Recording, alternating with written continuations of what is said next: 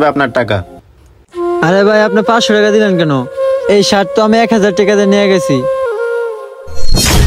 রে এখন তো মনে ধরা পড়ে যাবো।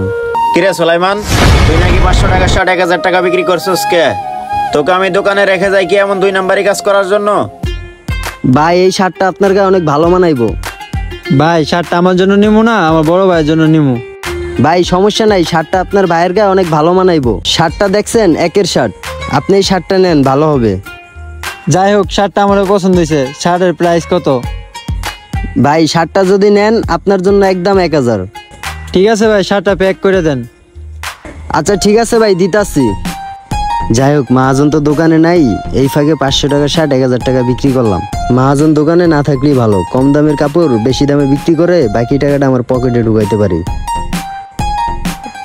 এই লন ভাই। এই লোন ভাই, এনে 1000 টাকাই আছে। আচ্ছা ঠিক আছে ভাই, আবার আইসেন। ঠিক আছে ভাই।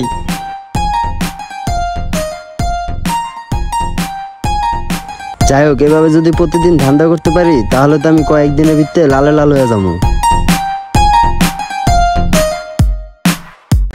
বেচা কিনার যে অবস্থা, দোকানপাট কেমনে কি চালাবো সেটাই বুঝতেছি না। তার মাঝে আবার কিছু কাস্টমারকে বাকিও দিতে হয়।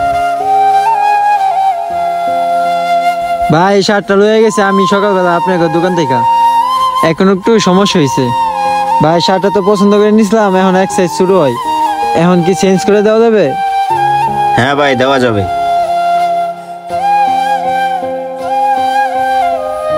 এই শার্ট নিছিলেন? হ্যাঁ ভাই, এই শার্টই নিছিলাম। এই সুলাইমান। হ্যাঁ ভাই। এই ভাইকে শার্টটা একটু চেঞ্জ করে দে। আচ্ছা ভাই, দিতাছি। কি বলেন ভাই, শার্টটা সাইজে ছোট হইতাছে? আচ্ছা দাঁড়ান একটু দেখতাছি। আরে এর থেকে বড় সাইজ তো মনে হয় আর নাই। ভাই শার্ট তো এই সাইজে আছে, এর থেকে বড় সাইজ নাই, শেষ হয়ে গেছে। ভাই শার্ট তো আর নাই, তো এটাই আছে। আপনি অন্য একটা শার্ট নিয়ে নেন। না ভাই, আমার এই শার্টটাই ভালো লাগছে। যদি এত বড় সাইজ না থাকে তাহলে আমার টাকাটা দিয়ে দেন। ঠিক আছে ভাই, যেহেতু আপনি অন্য শার্ট নেবেন না, তখন তো আপনার টাকা আপনাকে ব্যাগ দিতে হবে। আচ্ছা দিতেছি। এলেন ভাই আপনার টাকা। আরে ভাই আপনি 500 টাকা দিলেন কেন? এই শার্ট তো আমি 1000 টাকা দিয়ে নিয়ে গেছি। রে এখন তো মনে ধরা পড়ে যাবো। আরে কি বলেন ভাই, এই শার্টের দাম তো 500 টাকা, আপনি 1000 টাকা দিয়ে নিছেন মানে? বুঝলাম না। হ্যাঁ ভাই, একটু আগে আমি ভাইয়ের কাছ থেকে 1000 টাকা দিয়ে শার্টটা নিয়ে গেছি। মহাজন তো সব যাই না গেল, এখন মহাজনটা আমি কি জবাব দেব? আল্লাহই জানে কপাল আমার কি আছে। ও আচ্ছা, তাহলে আপনি এই শার্ট 1000 টাকা দিয়ে নিছেন? কিরে সুলাইমান, তুই নাকি 500 টাকা শার্ট 1000 টাকা বিক্রি করছিস কে? তোকে আমি দোকানে রেখে যাই কি এমন 2 নাম্বারি কাজ করার জন্য? আচ্ছা তুই খাতায় কয় টাকা লেখছস দেখি তো। কিরে, তুই তো খাতায় 500 টাকাই লেখছস আর শার্ট বেচছস 1000 টাকা, তাহলে আর 500 টাকা কই?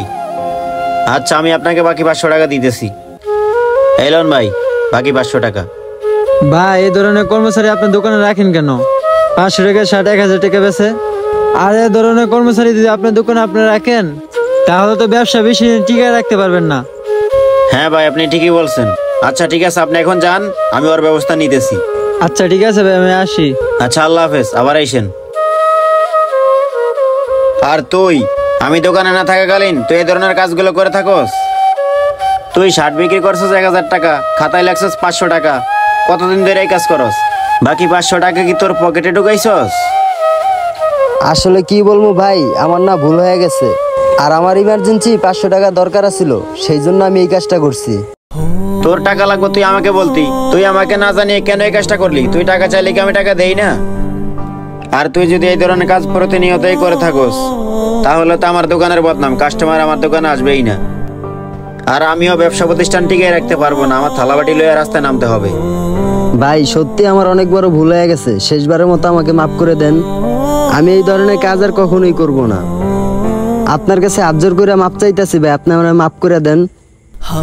শোন, তোকে যদি আমি আবার চান্স দেই তুই এই ধরনের কাজ করবি না তার কোনো গ্যারান্টি আছে? আর তোর মতো কর্মচারীকে আমি আবার তৃতীয়বার চান্স দিয়ে আমার ব্যবসা প্রতিষ্ঠানে ক্ষতি করতে চাই না। তার চেয়ে ভালো তুই আমার দোকান থেকে বের হয়ে যা ভাই, বের হ। বেশি লোভ করতে গিয়ে আজকে চাকরিটাই হারাইলাম।